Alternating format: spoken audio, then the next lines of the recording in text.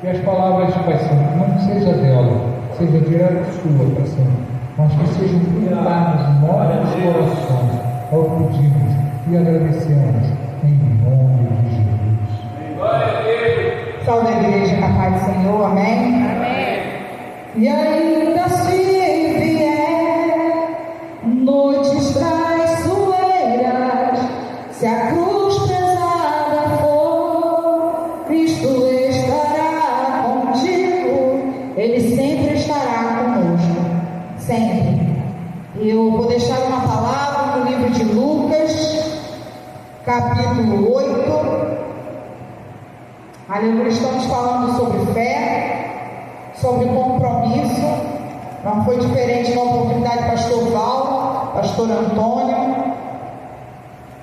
Aleluia. Lucas capítulo 8, versículo 40 até o 56, amém? Que diz assim: e aconteceu que, quando voltou Jesus, a multidão recebeu, porque todos o estavam esperando. E eis que chegou um varão de nome Jairo, que era príncipe da sinagoga, e prostrando-se aos pés de Jesus, rogava-lhe que entrasse em sua casa, porque tinha uma filha única, quase de 12 anos, que estava à morte. E indo ele, apertava-o a multidão. E estava uma mulher que tinha um fluxo de sangue, havia 12 anos, e gastaram os médicos todos os seus haveres, e por nenhum pudera ser curada. Chegando por detrás dele, tocou na orla da sua veste, e logo estancou o fluxo do seu sangue. 49. E estando ele ainda falando, chegou da casa do príncipe da sinagoga, dizendo: a tua filha já está morta, não incomodes o mestre. Jesus, porém, ouvindo, respondeu-lhe dizendo: não temas, crê somente, e será salva. E entrando em casa, a ninguém deixou entrar, senão a Pedro e a Tiago e a João, e o pai e a mãe da menina. E todos choravam e pranteavam, e ele disse: não choreis, não está morta, mas dorme. E riam-se dele, sabendo que estava morta. Mas ele, pegando-lhe na mão, clamou, dizendo: levanta-te, menina. E o seu espírito voltou, e ela logo se levantou, e Jesus mandou que lhe dessem de comer. E seus pais ficaram maravilhados, e ele lhes mandou que a ninguém dissesse o que havia acontecido. A igreja pode tomar assim.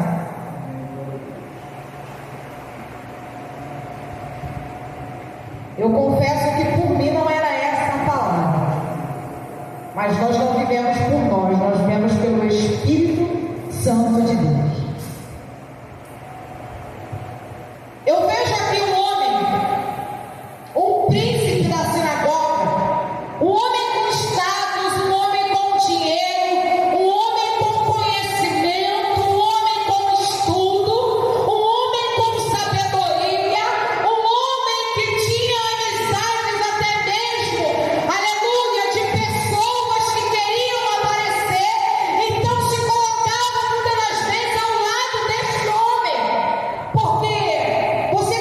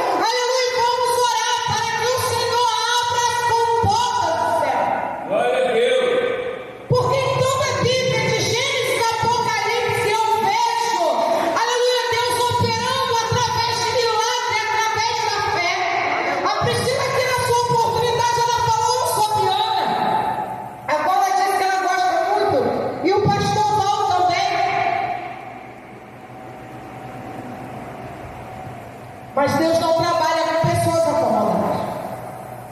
Deus trabalha com pessoas, aleluia, que olham a sua circunstância, olham a sua vida, a sua situação e não se prostra diante do problema e diz: Senhor, eis-me aqui, aleluia, eu preciso me colocar de pé, eu não preciso me colocar como uma pessoa coitadinha, eu não preciso me colocar como uma pessoa, aleluia, que precisa de esmola, não. Eu preciso me colocar como uma pessoa que conhece o Deus a qual eu adoro, que sabe o tamanho da mão de Deus, aleluia.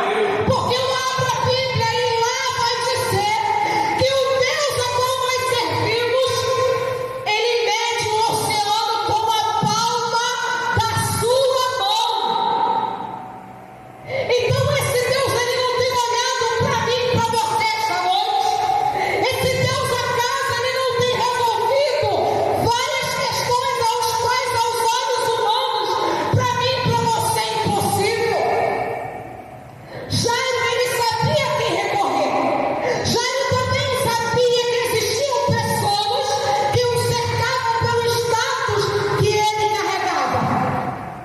Só que há momentos na nossa vida que não tem status, que não tem conta bancária, que não tem posição social que vai trazer a vida.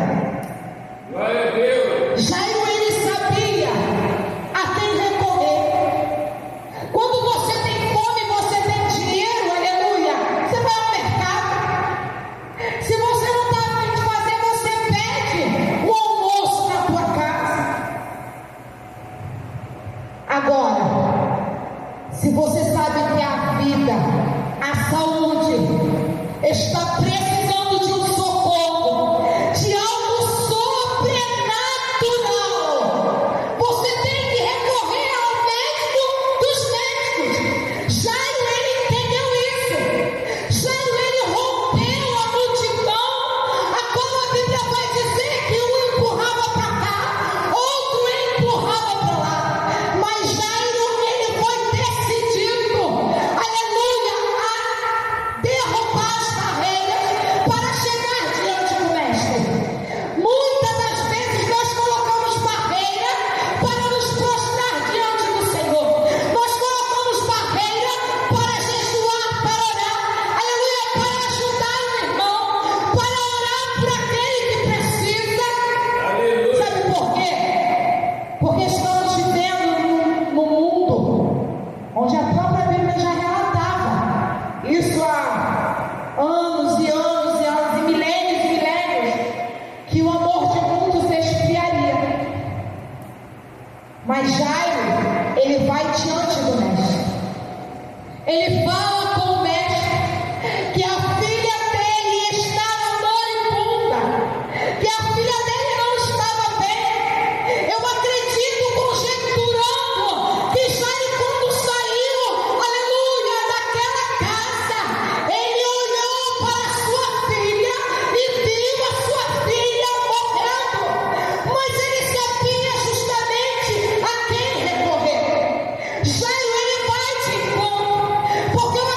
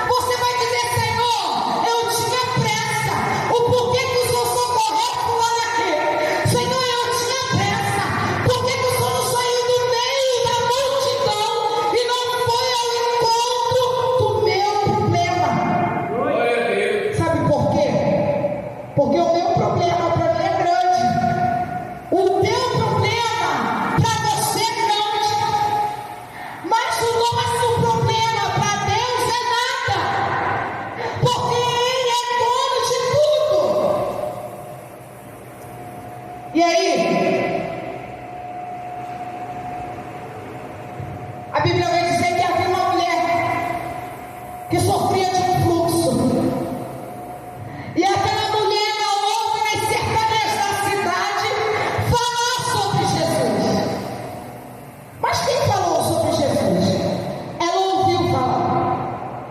Porque na situação que ela se encontrava, esta mulher vivia até no meio de leprosos, porque não podia chegar adiante da cidade sem dizer: aleluia, sou imunda, sou imunda. Olha a situação dela, que mesmo vivendo sozinha, que mesmo vivendo afastada, mesmo vivendo humilhada, ela ainda tinha que gritar que ela era imunda, ela era impura. E aí essa mulher ouve um burburinho, e essa mulher observa o que aquele povo está falando. E com certeza aquela mulher ouviu ali dizer que iria passar por ali um que curava, um que ressuscitava, um que libertava, um que tocava na esquina caminho do cemitério e soprava o fôlego de vida. Glória a Deus. E essa mulher também entendeu que ela, mesmo arriscando a sua vida, mesmo entendendo que ela podia ser pega e ser apedrejada, porque era a lei daquela época, se fosse pego uma pessoa tida como imunda, aquela pessoa era apedrejada até a morte. Muitas das vezes nós temos observado as adversidades, nós temos observado as circunstâncias, nós temos observado a muralha, estamos esquecendo, aleluia, do potencial que é o nosso Deus. Aleluia. Porque achamos que o nosso problema é maior do que o problema do irmão.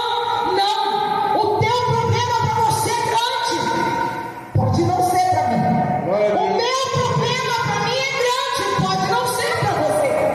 Essa mulher ela vivia sozinha, e eu conjecturo todas as vezes que essa mulher precisava de um ombro, todas as vezes que essa mulher se sentia só, a quem essa mulher recorria?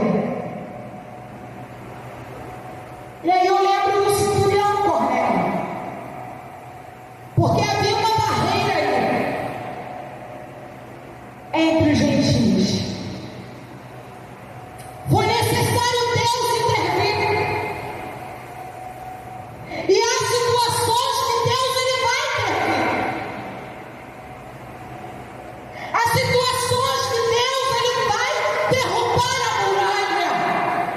Porque a tua vida para Deus é muito preciosa. E às vezes nós questionamos, e às vezes nós murmuramos, e aí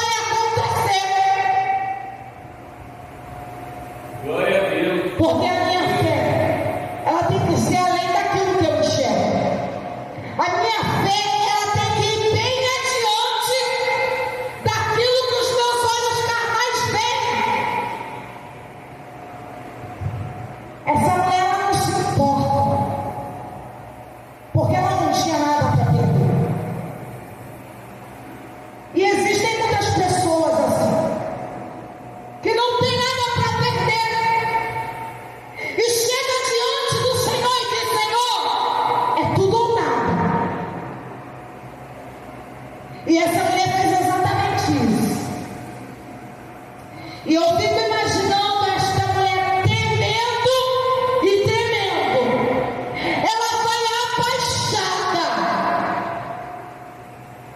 sobre as pernas, no meio da multidão, para alcançar o Mestre.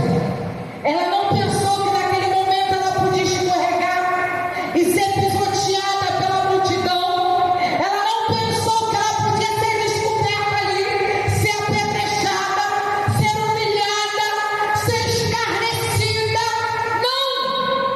Ela pensou: se eu tão somente tocar na sua orla. Sabe o que está faltando, igreja? Em mim e você. É dizer: Senhor, se eu tão somente movimentar a minha fé para tocar na tua orla espiritual, eu vejo um milagre acontecer sobre este problema que para mim já está perdido. Já é Leonardo, Senhor, sabendo que a sua filha já estaria ali morta, mas ele estava com o Mestre. Chega esta mulher por detrás da orla do Senhor. Glória a Deus. Mas antes dessa mulher chegar, chega um servo de Jacó. Dá notícia a ele: olha, tua filha está morta. Não incomoda o Mestre. É assim que muitas pessoas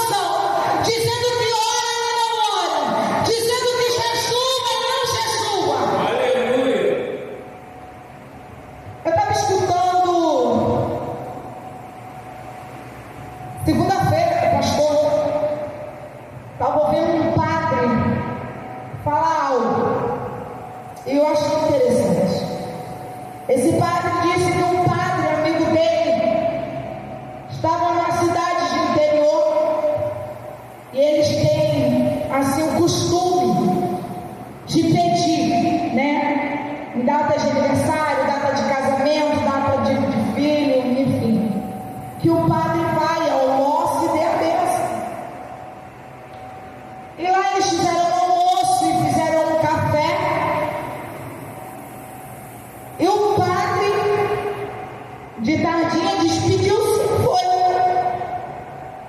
E aquela mulher, ela vira para o seu marido e diz para o marido que ela não gostava daquele padre.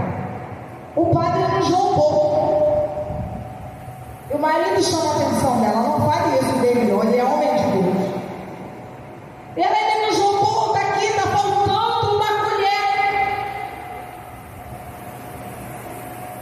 E aí, aquela mulher vai para a missa, olha para a cara do padre, imaginando como é que pode estar lá pregando, e foi na minha casa e se suja com uma colher de sobremesa. E aquela mulher, incansavelmente, ao longo daquele ano, foi falando sobre isso.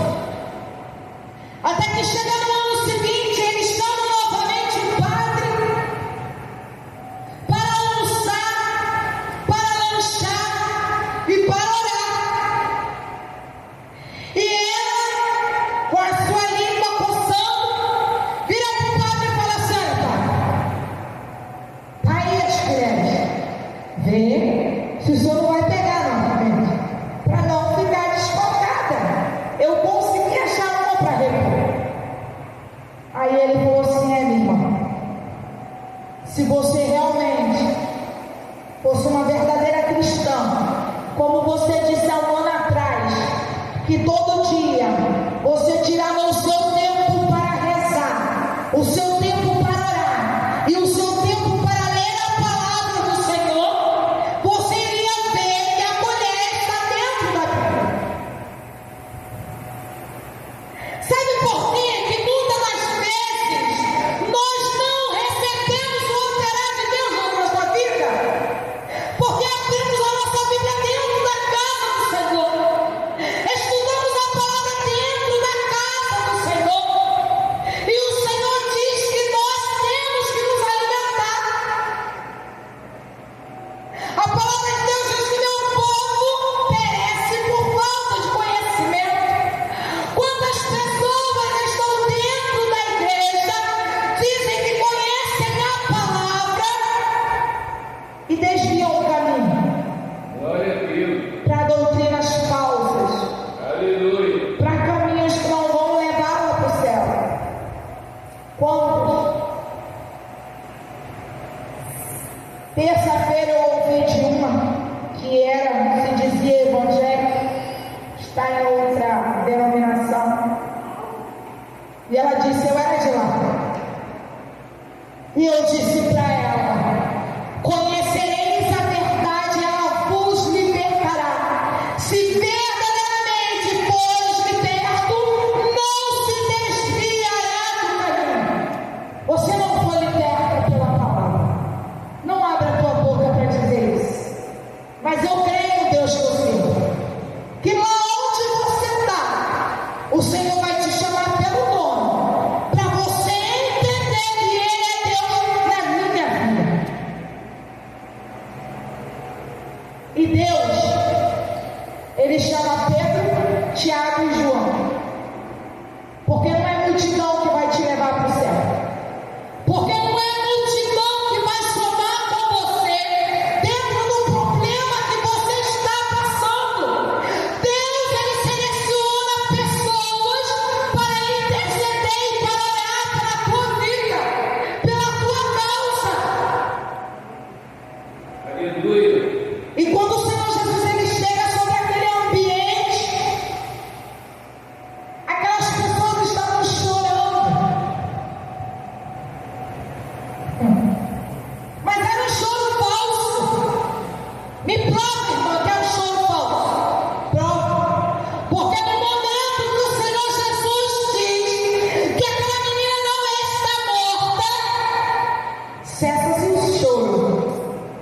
Eles começam a rir do Senhor. Como é que eu posso estar chorando com sentimento e ao mesmo tempo que alguém me fala algo, eu começo a rir? Cadê o sentimento? E nós sabemos que naquela época existiam pessoas chamadas de carpideiras que eram pagas para chorar. E eu acredito ali que muitas carpideiras estavam ali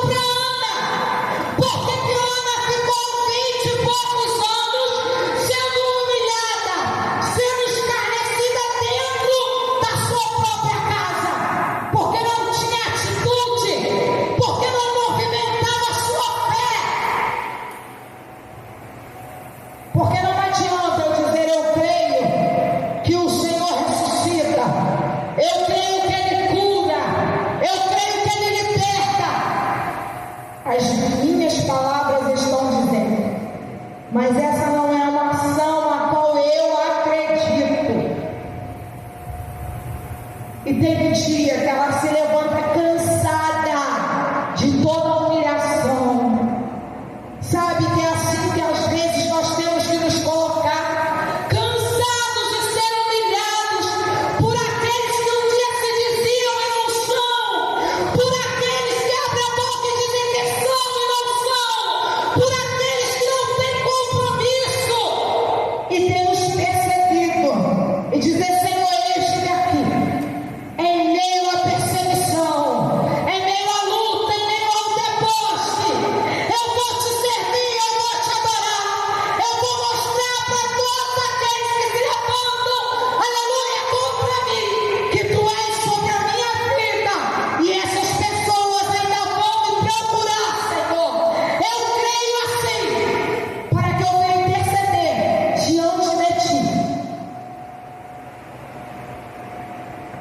E o Senhor Jesus, quando vê aquelas pessoas vindo, manda que saiam todas, porque ali o Senhor sabia quem era quem, sabia que eles estavam ali para aparecer. Não é diferente.